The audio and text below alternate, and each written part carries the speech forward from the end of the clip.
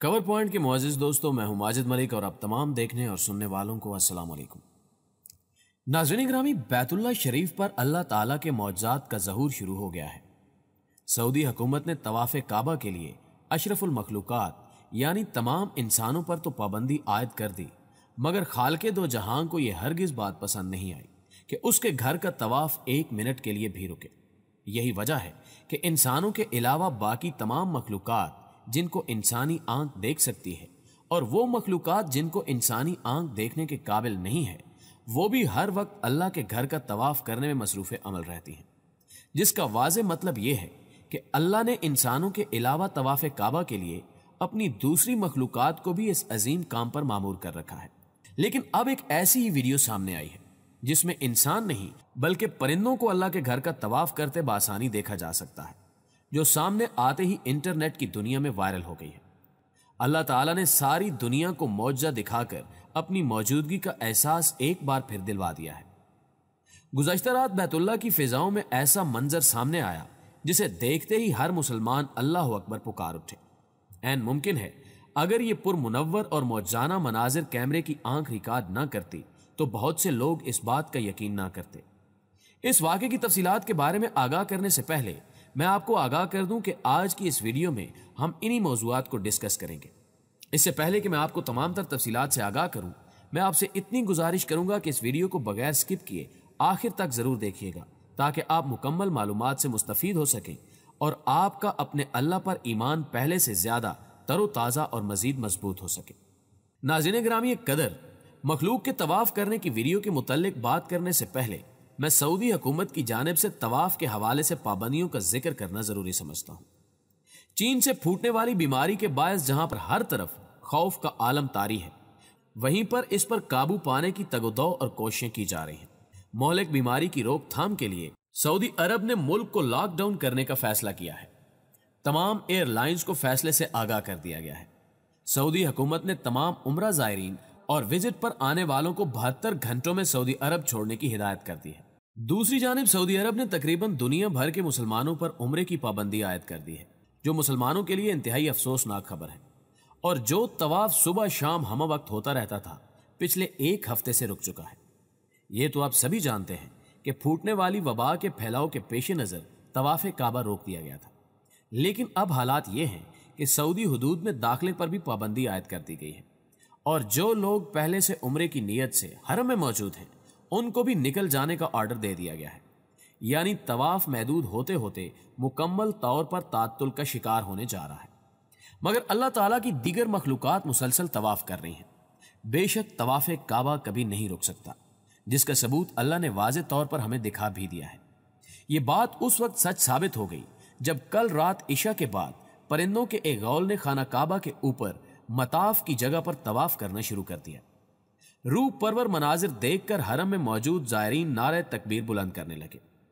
وبا کی وجہ سے بیت اللہ کے گرد مطاف میں گزشتہ ایک ہفتے سے طواف بند ہے، لیکن سفید پرندوں نے دیوانہ وار طواف کر کے بیت اللہ شریف میں طواف کی سنت کو قائم رکھا۔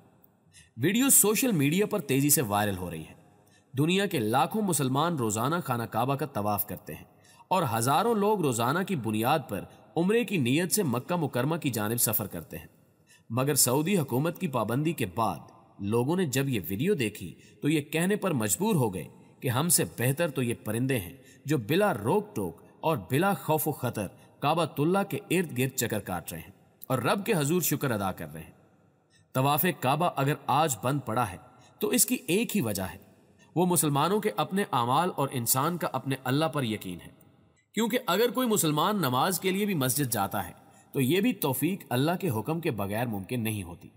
ہم سب مسلمانوں کے لیے اس سے زیادہ اور کیا بدقسمتی ہوگی کہ اللہ نے اشرف المخلوقات مسلمانوں سے طواف کی توفیق ہی چھین لی ہے۔ مگر اللہ تعالیٰ کی ذات کو انسانوں کے طواف کے رکنے سے کوئی فرق نہیں پڑا اور نہ ہی پڑ سکتا ہے، کیونکہ ہوتا وہی ہے جو منظور خدا ہوتا ہے۔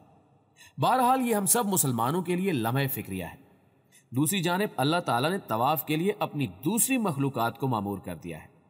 آج کبوتروں کے غول کو دیکھ کر بعض لوگوں کی جانب سے یہ خبر بھی موصول ہوئی کہ پرندے معمول کے مطابق اڑ رہے ہیں، لیکن اگر پرندے معمول کی پرواز پر ہوں تب بھی وہ ایک جگہ سے اڑ کر دوسری جگہ بیٹھ جاتے ہیں، لیکن رات کے وقت تو تمام پرندے ہی گھونسلوں میں چلے جاتے ہیں، لیکن کبوتر جو کہ امن کی علامت سمجھا جاتا ہے، اس کا رات کے اندھیرے میں طواف کرنا معمولی نہیں ہو سکتا۔ ماہرین کے مطابق کبوتر کی آنکھ میں نائٹ ویژن بھی نہیں ہوتا جس سے یہ رات کے وقت زیادہ دیر اڑ سکے، اور اگر انہیں کوئی تنگ بھی کرتا ہے تو یہ ایک جگہ سے اڑ کر دوسری جگہ قیام پذیر ہو جاتے ہیں۔ دوستو، جب انسان اور خاص طور پر مسلمان خدائی احکامات کو پس پشت ڈال کر مادیت پر انحصار کرنا شروع کر دیتا ہے تو اللہ تعالیٰ بھی اس کی مدد سے ہاتھ کھینچ لیتا ہے، اور جب تک انسان اللہ تعالیٰ سے تعلق جوڑے رکھتا ہے تو دوسری تمام مخلوقات اس کے تابع ہو جاتی ہیں اور وہ ویسے ہی کرتی ہیں جیسے انسان کی خواہش ہوتی ہے۔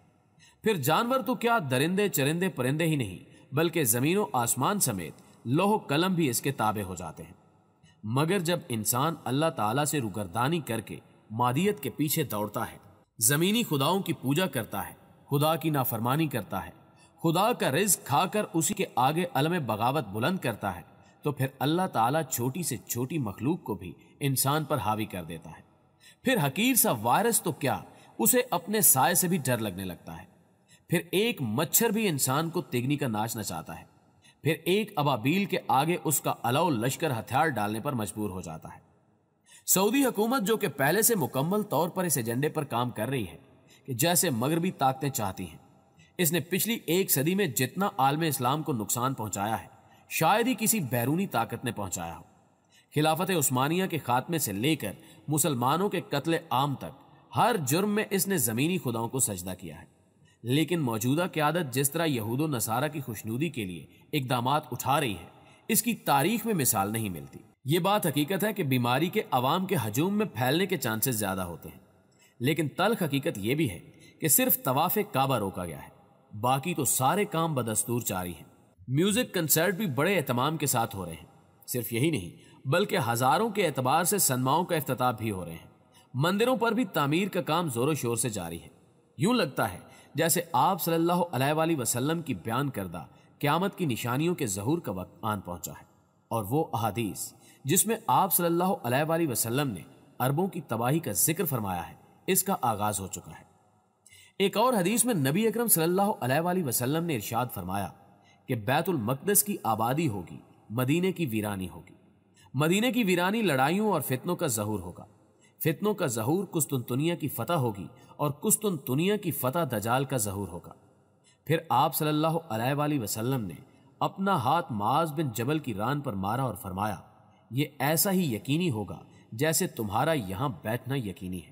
پیارے دوستو، آپ جانتے ہی ہیں کہ جو لوگ عمرہ کرنے یا حج کرنے کے ارادے سے سعودی عرب جاتے ہیں وہ مدینہ منورہ میں بھی لازمی حاضری دیتے ہیں۔